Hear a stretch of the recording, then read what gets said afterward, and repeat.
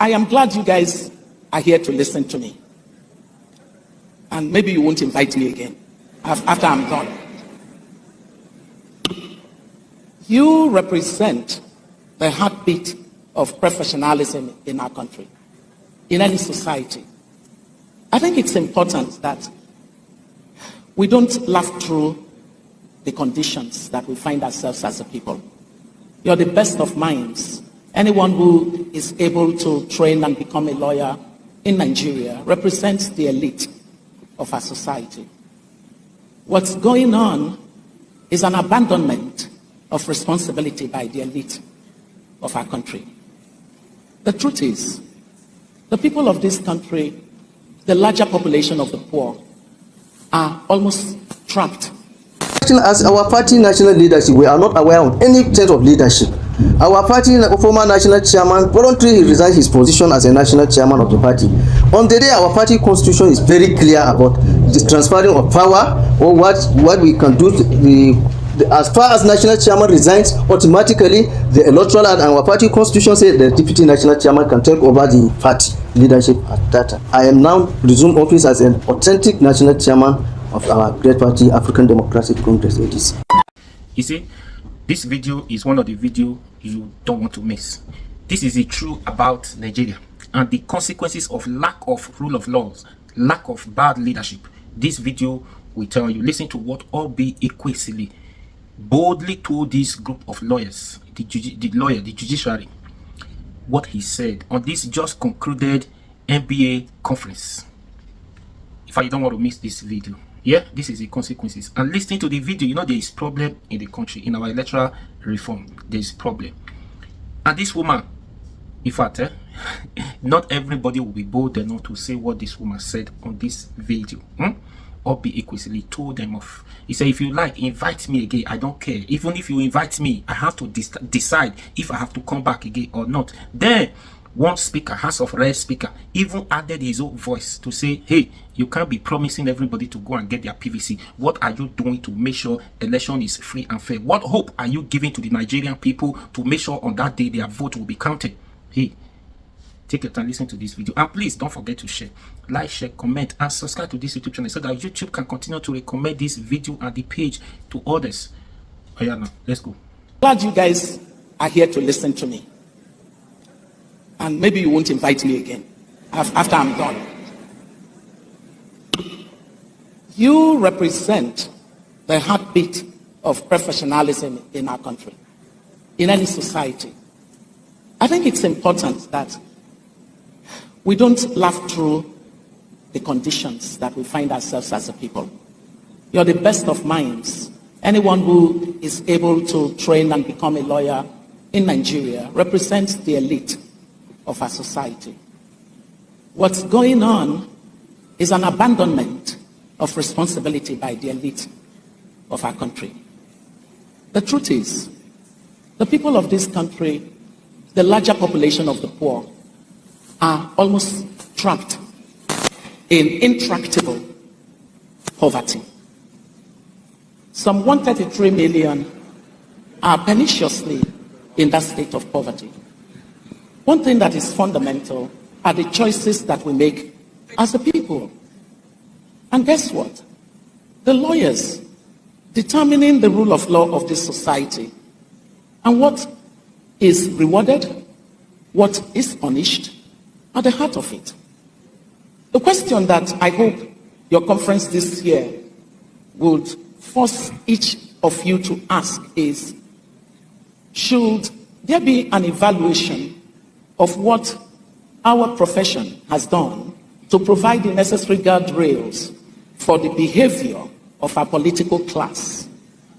It's not to be that we, as the privileged class, for as long as you're educated, you're a privileged class, we need to understand that this society lays prostrate for the poor right now, some 133 million of them, that a distorted incentive society is making it impossible for them to actually have a quality of life that is close enough to just being normal. And therefore, I am praying that as the legal profession, you can agree that there is serious discussions that are making it difficult for incentives to align in the direction where hard work is rewarded. This country has to go back to rewarding hard work. This idea that politics is the pathway to becoming wealthy is an anomaly. Any profession that is rewarding this kind of prebendalist behavior cannot be a profession that cares about tomorrow. But I do know that I know some of you, and you're some of the best minds that we have in this society. So, stop trading this profession. Stop giving this profession over to a bunch of lousy politicians that wants to destroy generations here and unborn. Don't invite me again. Even if you invite me, I may not come again. Thank you. Thank you so much. Ladies and gentlemen, the final, just hold on. The best. Mr. Speaker, while I thank you, other sponsors of this bill, that is a good bill, it's a wonderful one, but I have some reservations, Mr. Speaker. We are trying to put something on nothing. It is not the problem mandating citizens to vote. There is no problem making it compulsory for citizens to vote. But a situation where citizens have lost confidence in their vote, it becomes a problem, a very serious problem. And as such, Mr. Speaker, while we are making a law to make voting compulsory, we should also make a law that will make the votes of citizens count. The last election, Mr. Speaker, we can all say without shying from the truth, INEC chairman and all the INEC officers went around the country carrying out campaigns that their vote will count, giving all sorts of promises, and at the end, we saw something else. So while we are supporting the mandatory voting, Mr. Speaker, to practice law in a lawless environment, it was very easy to say bye-bye.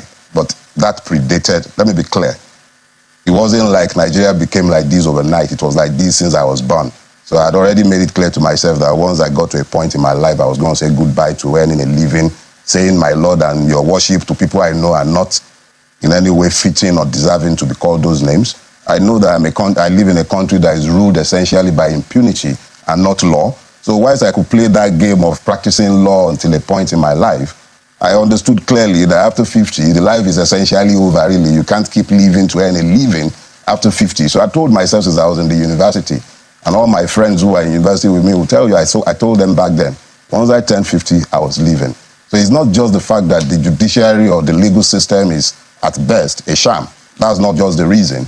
I had a personal desire to leave by the time I turned 50, and it helped to say bye-bye.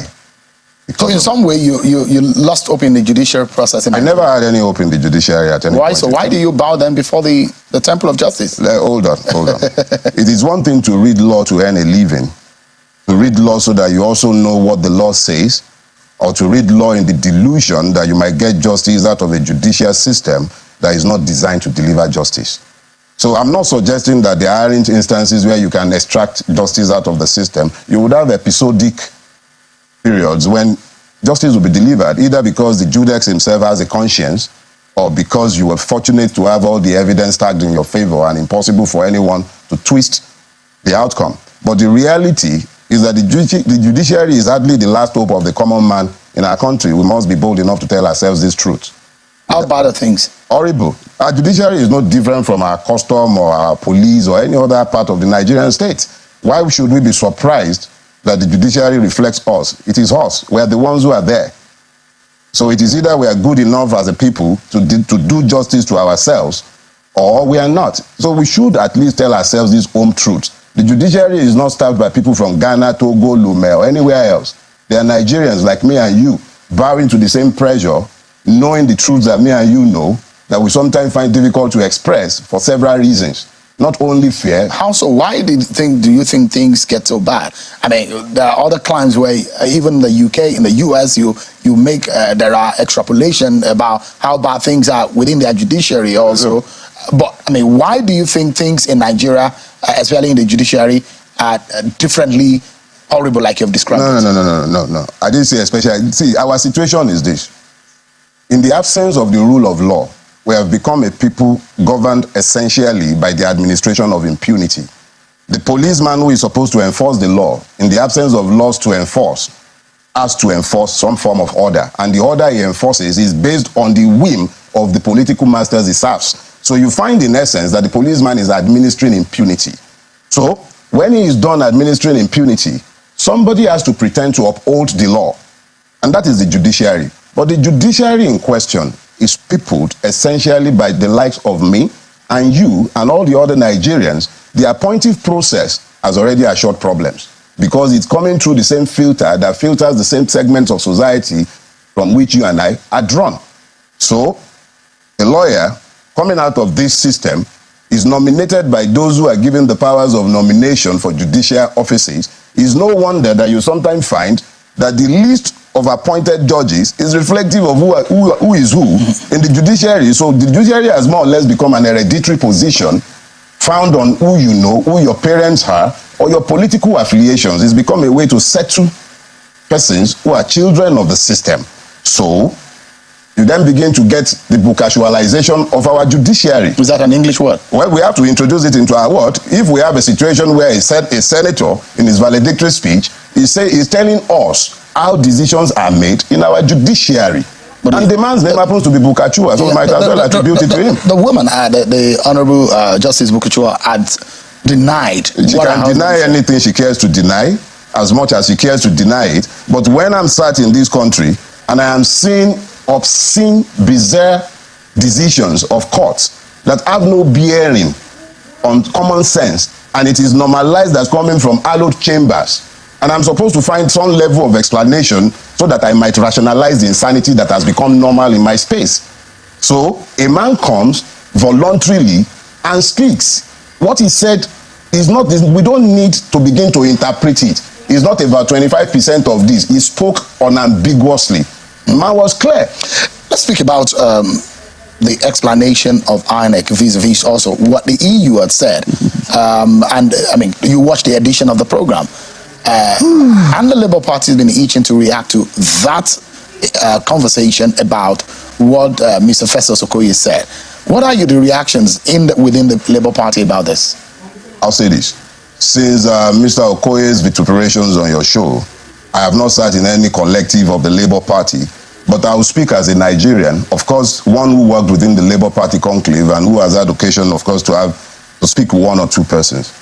I wasn't in any way, shape, or form surprised by Mr. Festus Okoye's vituperations in your chambers. Would you call it vituperations? They are vituperations because his own explanation. No, they are vituperations. Vituperations are essentially outflows that do not flow from common sense, and that is what the gentleman did in your chambers here. Let me be very clear. INEC is a public body established by law, bound to work according to the law. It advertised its guidelines. It told the world what the guidelines were going to be. The taste of the pudding is in the eating. The reality is that for a long time, the electoral processes had been abandoned by Nigerians because they lack trust and confidence in the process. So the advertisement of beavers, the IRF and everything, they were quite vociferous in explaining to Nigerians and reassuring us of what would happen with the system.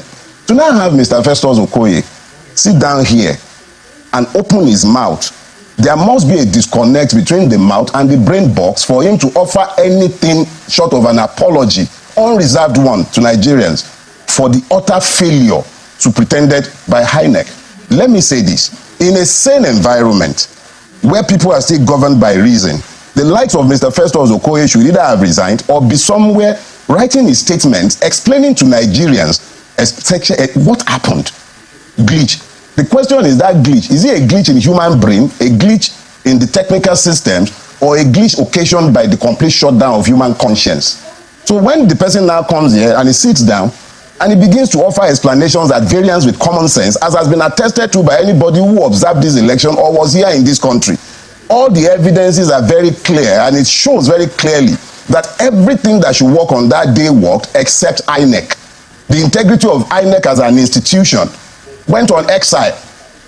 So if a person who is now purporting to speak on behalf of such an organization is so lacking in shame that he will sit down here and even things that shouldn't issue forth for. I'm no longer practicing, and I'm restrained in speaking to the case that is before the court. So I like us to stay away from the personality of it's not about so that we can just say about let's say on the issue. And I'd like to take you on some of the things he said to us. That is the explanation of the commission, that the commission within its capacity did its best. And let's look at it first and foremost. One of the things INEC promised was the beavers.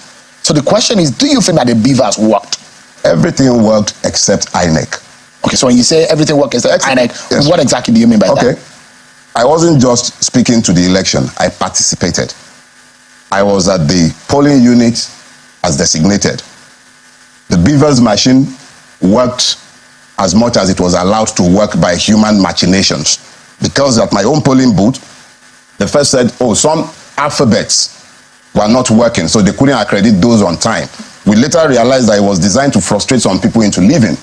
But people were determined to vote, so they waited. Eventually, in my place, they allowed the beavers machine to accredit those they had earlier left out. Voting did not end in my polling unit until about 8:40 something in the evening, and they did not finish counting until about 1:42 or 1:43 a.m. That's the following day? Yes. Is this isolated in your area? Or was this what it was common around where you had friends or what your party, for example? It would be unfair to everybody concerned, including myself, for me to speak to what is outside my direct knowledge and participation. I am speaking to what I saw. How many of those incidents you might find all over the country will be left to observers to say or speak to? But on the day in question, everything worked in my own space until it came to upload. And then they could upload House of Reps, they could upload Senate, but the presidential election result was not amenable to upload. To your mind, what do you think went wrong? It is very clear what went wrong. INEC deliberately, and I say this without any equivocation and with all sense of responsibility, INEC deliberately sabotaged the electoral process because it was working to a predetermined, obnoxious and nauseous conclusion. It's not about the system failing. It's about human beings electing on their own to sabotage the system. This is, if I switch off the TV screen behind you, it goes off. But it requires my intervention to go off. If you look at the 2015 election, I don't know if you participated, and you jump into 2019 and then 2023. If you look at those three last elections, how would you describe the development and the progress of our electoral process? Let me put it this way. What INEC has done is that it has more or less placed our democracy. I wasn't always convinced as to the truthfulness of that exercise, but what they have done essentially is to remove the place of the citizens, the place of the voters from the electoral process. It simply means that any two-bit person that is assigned to the office of the electoral, the chairman of INEC, can do exactly what the resident commissioner in Adamawa did, and unilaterally on his own, following the example of Yakubu, declare anybody he cares to declare and say, go to court. So if you're looking at the 2015 election, the 2019 election, all I can tell you is that the 2023 election is the bottom part of Nigerian electoral malfeasance. Everything that was ever wrong in elections came to the fore in 2023, essentially because Yakubu lost his sense of shame. So when you are personalizing it, it's not personalizing. I'm sorry, Shem. I need to clear this. Yeah, because you are mentioning. I have to mention and it's just one person in that head. He is the head. So what would you like him to? Is rotten. You think he's to blame? No. What blame is an institutional blame. Okay. The blame is for the entire institution. I dealt with INEC in Lagos on behalf of the Oby campaign. It was my brief to pick up the election material for the petition. I know the level of stonewalling, and I made sure to write officially at the time to let them know. I know the amount of stonewalling, deliberate stonewalling and delays that we encountered from the wreck in Lagos, and everybody concerned with giving us the electoral material that we had paid for. We had to bring copiers from outside, from Rank Xerox, to come to INEC, to come and make photocopies. It was that bad. They stonewalled us every step of the way. So if I'm saying Yakubu, I'm only speaking about Yakubu as a type, not as a person. He is a type, but he is the one who sits at the head of the organization. So you think the 2023 outing of is the worst ever? So, but how then do you think the election was rigged or was manipulated, or how would you describe it? Put it this way. if we're speaking to the participation of Nigerians, their involvement in the process, you cannot fault Nigerians. Across the political divides, we might have our differences, we had our arguments, but the beauty of democracy is that when you vote and somebody emerges in a clear and credible process, you applaud. And then you go away, you go prepare for the next election, expecting and hoping that you'll be able to persuade the people by showing how bad the policies of the people who have won might have been, so that they will vote for you the next time. But in a situation where you see the level of brigandage that were evidenced, especially on March 18, not just the 25th now, the level of violence, intimidation, complete takeover of the city space by criminal elements, ably abetted by agents of state. These are outside of the roles of INEC, isn't it? Let me put it this way. If INEC, as an institution, is examined, and then you look outside, you don't look beyond INEC, you'll first of all be having a distorted picture. Is a system. INEC is only a part of that system. The judiciary is a part of that system. The police is a part of that system. It's a systemic failure. But we are dealing specifically with INEC. And that's why you may, and as you are pointed out, say, okay, what about INEC? Point is, INEC was the principal failure on the day. Every other one was tangential. Mr. Farotimi, you look at it, your party, the Labour Party, has presently about 34 seats in the House of Reps. If you say the process is flawed, how did you achieve that? I'll tell you. If you recall, when I was explaining what happened on the day, I said when it came to uploading the House of Reps, it worked okay, right? When it came to uploading the House of the Senate, it worked all right. But the presidential election upload was deliberately sabotaged. Those were my words.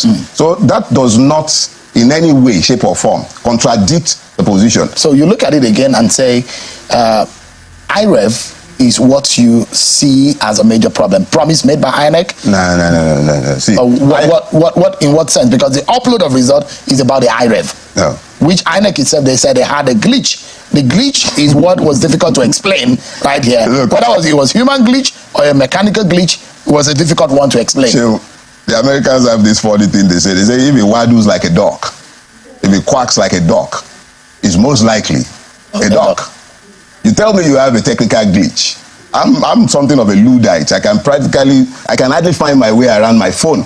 But I do know that if I have a glitch of any sort, there are digital footprints that any techie person would be able to analyze and tell to the world exactly what the case might have been. So the question I'd like to ask you is that if uploading is what really worried in the process, uploading that worries me. So I'm asking, from the evidence that you have, because there are copies of the result at every polling unit. Yeah. What are you learning about what you have on your hands manually, aside what is supposed to be technically uploaded or transmitted? What we know as a fact is that Yakubu cannot rationally explain to anybody in the world how he arrived at the result that he announced, because what we have is at variance with what they are even busy uploading in most cases, even though they have not even finished uploading up until today. And yet, a winner was declared by INEC. So you think the original result and what we have is far apart? No. The integrity of that election has been undermined and compromised almost beyond repair by INEC, because what it is uploading on its portal, what individuals took away as from EC8A, the agents, they are not consistent. All right. So I'd like us to anchor on this point. When you hear Mr. Peter Obi say, I'm not asking that he's more bothered about the process. Yeah. Is it that he's lost hope in winning at the tribunal, or what exactly does this mean? I think there is what is the way forward from this point? Thank you. There is a misunderstanding when Mr. Obi says that, and I would explain. When he says that he's focused on the process, what he's explaining is that the process itself, if it is flawed, fundamentally flawed, open to manipulation, not transparent, what it has produced cannot be said to be good. So let's deal with that process, look at how it has affected the outcome. If the process is deemed to be bad, the product is obviously not going to be acceptable. It is our belief that if the judiciary is indeed the last hope of the common man, if it is not to capitulate and ensure the death of this democracy, then it must look at the process that has produced the incongruent situation that we have found ourselves in today, and then tell us Is this normal? Is this as it should be? Is this the precedent we want to set for elections in our country? That is up to the judiciary. We're hoping and believing that we have a better country. And I know that. And I know that you believe in this country. Albeit you may be an angry Nigerian. But we do hope for a better Nigeria. I believe in Nigeria, and that is why I can't leave this country. But I believe in something that does not exist and has to be battered. It is up to the judiciary to help us midwife a Nigeria that we can all be proud of. So I believe in Nigeria, but not in this one that is killing all of us and strangulating us. Dele Farotimi, a retired lawyer. Thank you. This is the first time I will ever call anybody by that title, if there is anything like that exists in this world. A retired lawyer, that's what he calls himself, and one of the spokespersons of the election.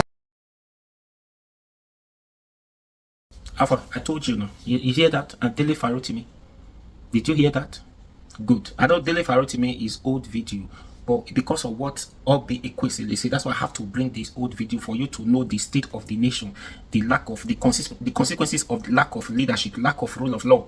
This is what you get. And they say the problem we are getting today, Dele Farotimi said it. He made after the election when the matter was still pending in the Supreme Court. That was when Dele Farotimi granted this interview. Everything he said is what is playing out today in Tinubu's government. When this and what Oby Ezekwesili said is reason why we are suffering today, because the judges, the so-called lawyers, some of them, they trade their profession for peanuts, for money, and even the money some of them collected is finished. Do you understand? So there's a lot going on in the country. So he said it, here we go again. But what are we doing to make sure all what happened transpire in 2023 do not happen again? That's what we are all focusing on. That's what we're talking about. It happened in 2023. They all, with all the manipulations, they gave everything, they disobey, they violate all sections of the law because they want to make Tinubu the president. Now they have tested the capacity of Tinubu and what he can do, and he has shown his power, his competencies to Nigerians, that he is not competent enough to lead the affairs of this country. What are we going to do? Is next election again we decide if our judiciary, if they have learned something, or if this message sink into their ear, into their brains, if they are going to do the right thing. I do not even want the election to go to the Supreme Court 2027 election. We just want a situation whereby we have a system that works. When you vote, a vote will be counted, a vote will be transmitted, real life transmission, right? So, and at least whoever wins the election at the polling unit in a free and fair election, so be it. The other party will go home and prepare for the next election. We do not want a situation whereby next election we go to the Supreme Court. The Supreme Court will have to tell us the winner of that election. Do you understand? So we don't want that. So now you're having another fashion in ADC that, in fact, these people, they don't even know what they are doing. I think the best thing they should have done earlier, since they know they are forming a coalition, this is Nigeria for you. They should have just registered a new party, which they wanted to do. INEC did not register a new party for them. That is another problem. So if they have just registered a new party, then they would have just know where their fate belong. With all this one, new fashion coming out from this, all the whole party and have their own fashions. What is going on? That's why that's why the incumbent president now is not even, because he's the one destroying, he's the one using one or two persons to make sure they destroy the party as opposition. If opposition does not have a good house, a divided house is not united. It can never stand. A divided house cannot be united. So if they are not united, how are they going to go into election to defeat this incumbent president? So these are the problems where we are talking about, where the judiciary are not doing enough. Anyways, we are going to test their loyalty, test their popularity, test at least if they have learned something from this conference. Anyways, what do you think? Please, if today is the first time coming across this YouTube channel, please do me a favor, like, share, comment, and subscribe. Hit the notification bell so that you get to see video like this next time, so that YouTube can continue to recommend. The more you like, you comment, you share, then YouTube will continue to recommend the videos, the channel for others to see. Do you understand? I'll be your guy. Run out for me now, please.